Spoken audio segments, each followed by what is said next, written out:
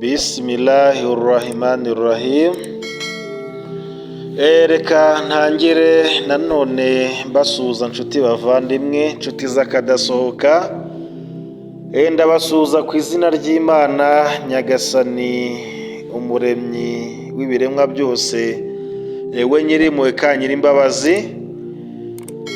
Nshuti bavandimwe, mu gutangira inkuru n'ikiganiro cyacu, muri iki gihe turimo, ijambo umubatizo rifatwa nk'itegeko rikomeye cyane mu idini y'abavandimwe bacu b'Abakristo, aho bamwe bawufata nk'inzira yo gukizwa no kurokoka ibyaha, abandi bakawukorera abana babo bato bataranasobanukirwa rimwe na rimwe ibyo bakora. Ariko se Yesu alayhi salam, amahoro y'Imana amubeho, we yawusobanuye ate? Ese koko amazi niyo ashobora gukiza umuntu ibyaha, cyangwa hari undi mubatizo ukomeye kurushaho Yesu ubwe yigishije? Nshuti bavandimwe, uyu munsi tugiye gusesengurira hamwe umubatizo wa Yesu wa nyawo, kuko tubona imibatizo myinshi. Hari ababatiza ku gahanga, hari ababatiza mu mazi menshi, hari ababatiza ku birenge, hari ababatiza ku biganza. Niyo mpamvu iyo mibatizo yose tuje kuyicangura tukareba umubatizo wa Yesu uwo ari wo. Uyu munsi tugiye kurebera hamwe umubatizo wa Yesu dukoresheje amagambo ye bwite, ibyo yivugiye, ndetse n'inyigisho za Yohani, Imana imwishimire, Yohana umubatiza, ndetse turaza no kureba uko idini ya Isilamu ibisobanura, kugira ngo dutandukanye umugenzo w'abantu ndetse n'ukuri kw'Imana twategetswe kubahiriza. Wowe rero ugeze kuri YouTube channel bwa mbere, rwose kora subscribe ndetse ukore no kunzogera, kugira ngo ibiganiro byiza nk'ibi by'imyemerere ujye uhita ubibona. Kandi mwese tujye kubana muri kiganiro, ndizera ntashidikanya ko turagera ku musozo usobanukiwe neza umubatizo wa Yesu uwo ari wo, hanyuma abe ari wo dukurikira kuruta uko twakurikira ibyadutse byose. Reka mbahe ikaze kuri YouTube channel yanyu Abuba Dawa. Ikiganiro murakigezwaho n'umuvandimwe wanyu Masengesho Abubakari.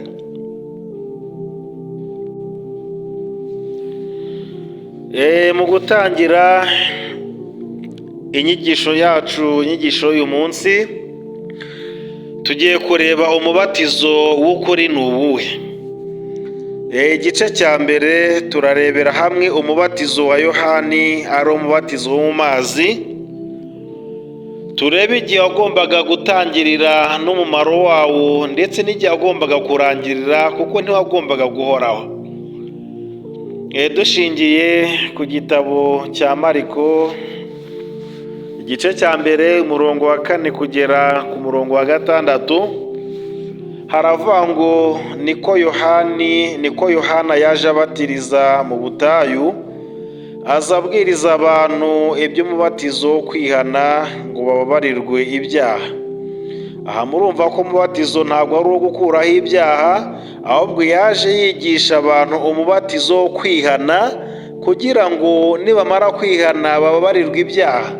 Ariko abandi barangije gutwara nabi ngo umubatizo ukuraho ibyaha. Oya, ahubwo umubatizo Yohana yigishaga wari uwo kwihana ibyaha, kugira ngo Imana ibababarire. Nuko abatuye mu gihugu cy'Iyudaya n'ab'i Yerusalemu bose barahaguruka baramusanga, ababatiriza muri ruzi rwa Yorodani, nuko bavuga ibyaha bakoze. Yohana yari yambaye umwambaro w'ubwoya bw'ingamiya, yawukenyeje umushumi, ibyo kurya bye byari inzige n'ubuki bw'ubuhura. Bavandimwe rero, uyu mubatizo Yohana yabatizaga w'amazi, murumva ko wari ikimenyetso cyo kwihana kandi wari uw'igihe gito nk'uko tuza kubibona. Uyu mubatizo nk'uko twabibonye mu kiganiro cy'ejo cyatambutse, ababyibuka cyaravugaga ngo ese inkomoko y'umubatizo ni iyihe? Niba utarakibonye rwose ndasaba ko wasubira inyuma ukakireba, kandi turaza kugipininga kugira ngo ubashe kukibona. Umubatizo wa Yohana, uyu mubatizo wa Yohana yabatizaga w'amazi, wari ikimenyetso cyo kwihana ibyaha, kandi ntabwo wari umugenzo, ntabwo cyari igikorwa kizahoraho, ahubwo cyari igikorwa cy'igihe gito, kandi wateguraga ahanini, uyu mubatizo wateguraga abantu kwakira intumwa ikomeye kuruta Yohana umubatiza. Iyo ni ukuvuga ngo intandaro y'umubatizo w'amazi yari sinye kugira ngo Yohana azerekane Yesu wari, nk'uko twabibonye mu kiganiro cyatambutse. Yohana ubwe yarabivuze ati, ashimangira ko umubatizo utari uwo kuramba. Ubwo ni Mariko igice cya mbere umurongo wa 7 kugera kwa 8. Ngo Yohana yabwirizaga abantu avuga ati, undusha ubushobozi azaza hanyuma yanjye, ntibikwiriye ko nakunama ngo mpfundure udushumi tw'inkweto ze. Yohana ati, njyeweho ndababatirisha amazi, ariko uwo we uzaza nyuma yanjye azababatirisha umwuka wera. Ahangaha birumvikana neza ko Yohana yari azi ko Yesu naza umubatizo uzagera gute, uzahita urangiraho mu mazi. Ati, undusha, ati njye ndababatirisha amazi, ariko uwo we azababatirisha umwuka wera. Dushingiye kuri aya magambo ya Yohana, Imana imwishimire, ibi bitwereka ko umubatizo w'amazi utari uw'igihe kirekire, utari uwo kuramba, ahubwo ko wari inzira yo gutegura imitima yo kwakira umubatizo mushya, ari wo wazanywe na Yesu alayhi salam, cyangwa se amahoro y'Imana abe kuri we. Tugiye ku gice cya kabiri. Igice cya kabiri kiravuga, turaza kurebera hamwe umubatizo wa Yesu uwo ari wo. Tugiye kurebera hamwe umubatizo wa Yesu uwo ari wo, kubera ko ntabwo ari uw'amazi. Yesu, amahoro y'Imana amusakareho, yemeye kubatizwa na Yohana atari uko yari akeneye kwihana, kuko yarenzwe gukora ibyaha mbere y'uko avuka, ahubwo byari ukugira ngo Yesu ashimangire ko Yohana, Imana imwishimire, ari intumwa y'Imana koko. Kubera ko baramupingaga, baramusuzuguraga, Yesu yemera kubatizwa na Yohana kugira ngo ashimangire ko Yohana ari intumwa y'Imana byuzuye. Ndetse no kwereka abantu ko ubutumwa bwa Yohana bufite aho burangirira. Ariko Yesu ntiyigeze yigisha ko amazi akiza ibyaha, nta na rimwe yigeze avuga ko amazi azanagura ibyaha, kubera ko amazi abaye avanaho ibyaha twese twaba turi abere, kubera ko nta n'umwe utoga. Hari utoga se? Twese twaba turi abakiranutsi, ariko ntabwo amazi ari yakuraho ibyaha, nk'uko bishimangirwa n'ibyakozwe n'intumwa igice cya mbere umurongo wa 5. Haravuga ngo, kuko Yohana yabatirishaga amazi, ngo ariko mwebweho mu minsi mike muzabatirishwa umwuka wera. Aha murabona ko Yesu yaje ashimangira ko umubatizo wa Yohana urangiye, kuko Yohana yahise ava arekera kubatiza, yegera mu ishyamba, akajya atungwa na buriya buki bw'ubuhura. Ngo haravuga ngo kuko Yohana yabatirishaga amazi, ariko mwebweho mu minsi mike muzatangira kubatirishwa umwuka wera. Ibyakozwe n'intumwa nanone igice cya 11 umurongo wa 16 haravuga ngo nibuka rya jambo ahangaha Yesu ngo nibuka rya jambo ry'umwami Yesu iryo yavugaga ati Yohana yabatirishaga amazi ariko mwebwe muzabatirishwa umwuka wera. Ahangaha murumva ko Yesu aracyashimangira ko umubatizo w'amazi wararangiye nta gaciro gifite, ahubwo ko abantu bagomba kubatirishwa iki? Umwuka wera. Kubera iki abantu bumvise aya magambo ya Yesu bakumva amagambo ya Yohana ariko ntibashake gukurikira ukuri, bakaguma gushyira abantu muri confusion, mu rujijo. Ibi rero bavandimwe Yesu yabivuze ubwo yari agiye kuzamurwa mu ijuru, agaragaza ko umubatizo nyakuri uzaza nyuma. Uwo mubatizo si uw'amazi, ahubwo uwo mubatizo ni uw'umwuka wera. Umubatizo wa Yesu ntabwo ari uw'amazi, ahubwo umubatizo wa Yesu ni uw'umwuka wera. Ku gice cya 5 tugiye kurebera hamwe kubatirisha umwuka wera. Ese bisobanuye iki? Yesu na Yohana ko bahamije ko bashimangiye ko umubatizo w'ukuri ari umubatizo w'umwuka wera. Ese kubatirishwa umwuka wera bisobanuye iki? Abantu benshi bumva umwuka wera bakibwira ko ari igitangaza kidasobanutse, ariko Yesu ubwe yarabisobanuye neza,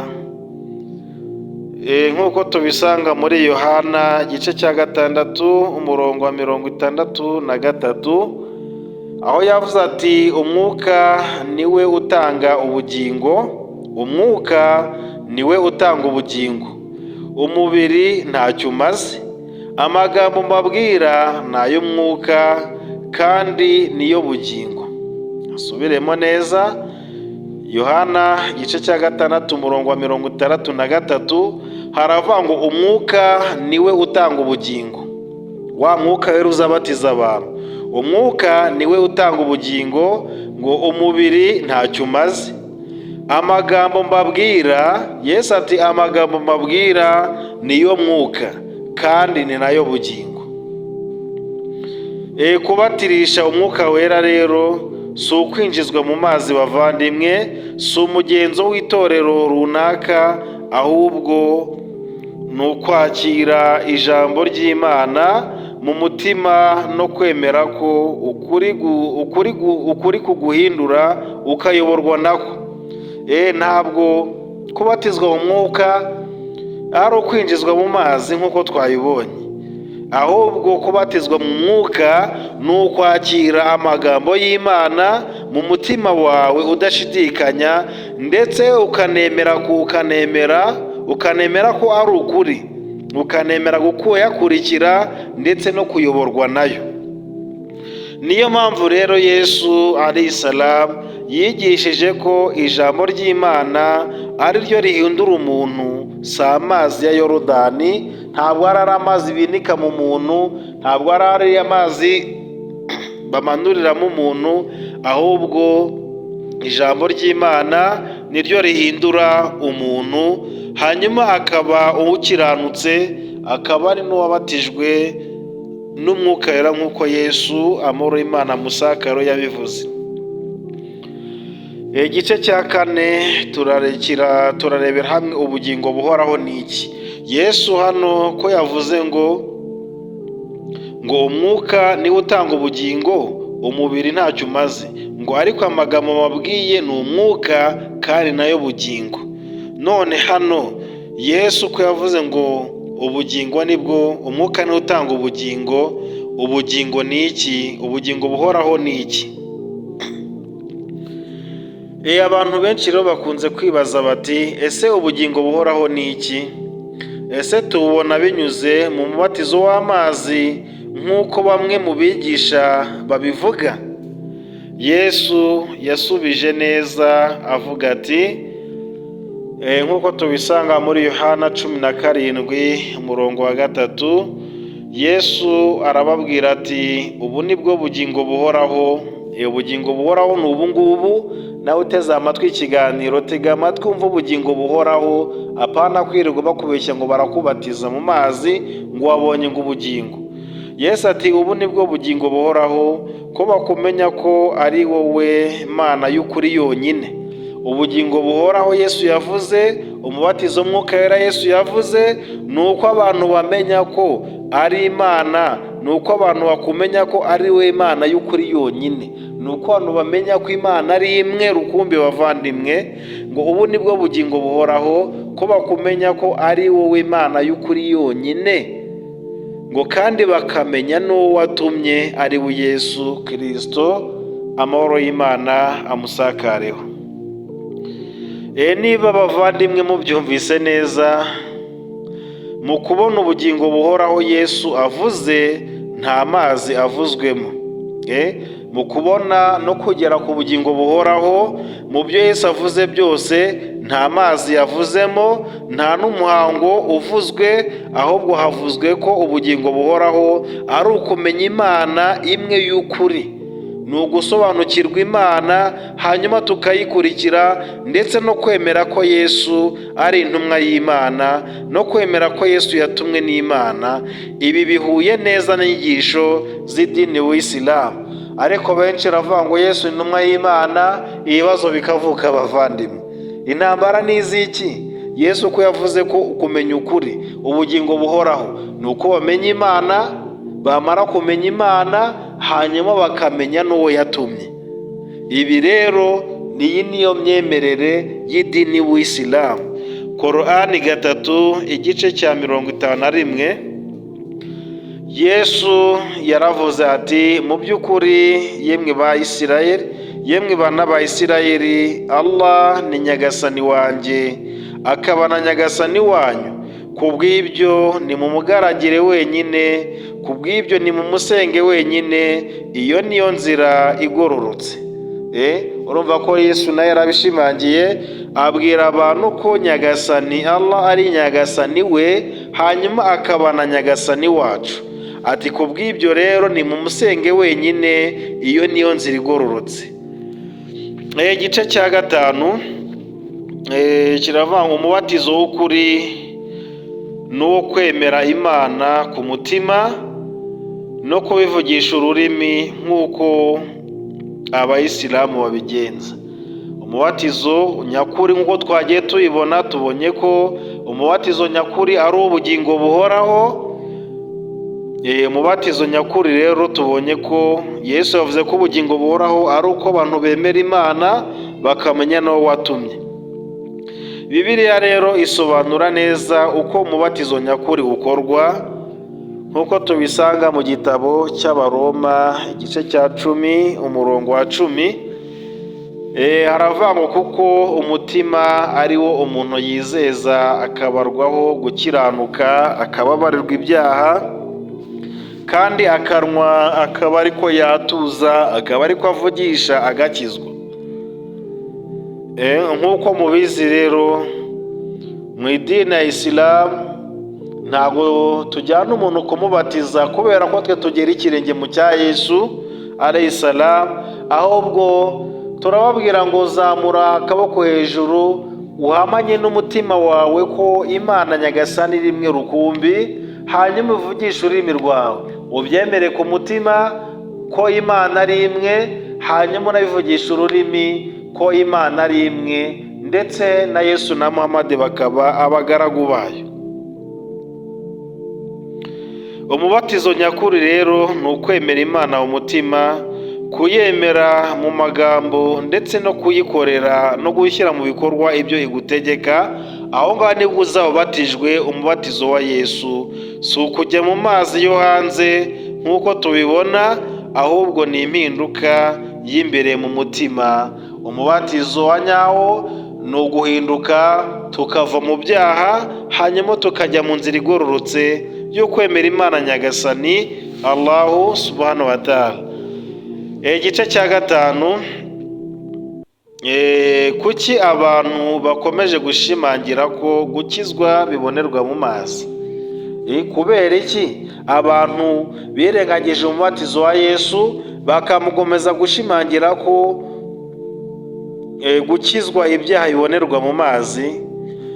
Mu mateka bavandimwe, amatorero yashyize imbere imigenzo, abantu baha agaciro n'icyubahiro ibyo Yesu atigeze ategeka, nk'uko yabivuze muri Matayo 15:6 ngo abantu bazansengera ubusa kuko inyigisho bazigisha ari amategeko yashyizweho n'abantu. Umubatizo Yesu rero, abantu baha agaciro n'icyubahiro ibyo Yesu atigeze ategeka. Umubatizo w'amazi uhabwa agaciro karenze ijambo ry'Imana. Nyamara Yesu ntiyigeze ategeka abantu umubatizo w'amazi nk'itegeko ryo gukizwa, ahubwo yigishije abantu ukwemera no kumenya Imana ndetse no kuyumvira. Mu gusoza rero, nshuti muvandimwe, tugeranye kuri uyu munota, uyu munsi ukuri kuragaragaye, kandi kuragaragara nk'uko kwagaragajwe na Yesu. Umubatizo wa Yohana wari uw'amazi kandi wari uw'igihe gito. Umubatizo wa Yesu ni umwuka ndetse n'ijambo ry'Imana. Ubugingo buhoraho si amazi, ahubwo ni ukumenya Imana imwe rukumbi tukayisobanukirwa, hanyuma tukayigandukira. Umubatizo nyakuri ni ukwemera mu mutima ndetse no kubivuga mu magambo. Reka dusoze twibaza tuti, ese twe wisuzume uri kumvira iki kiganiro, ese koko dukurikira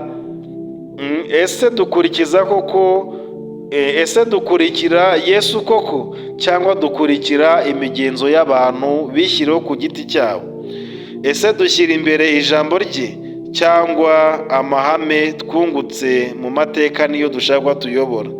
Imana rero iduhe gusobanukirwa ukuri no kugukurikiza, tutitaye ku byo abantu bavuga, tutitaye ku marangamutima y'abantu. Reka dusoreze hano bavandimwe, mbararikira ko tugiye no kubagezaho ikiganiro noneho kigaragaza kikanashimangira ko Yesu atigeze abatizwa na Yohana, ndetse ko Yesu na Yohana bataziranye. Nuvuga ngo nguteye amatsiko yo kuzakurikira icyo kiganiro. Reka duhure ubutaha rero. Amahoro y'Imana n'impuhwe nibyo mbifurije, ndetse no kuba mu bagaragu bayo b'ukuri. Wa bila tawfiq. Wassalamu alaikum wa rahmatullahi wa barakatuhu.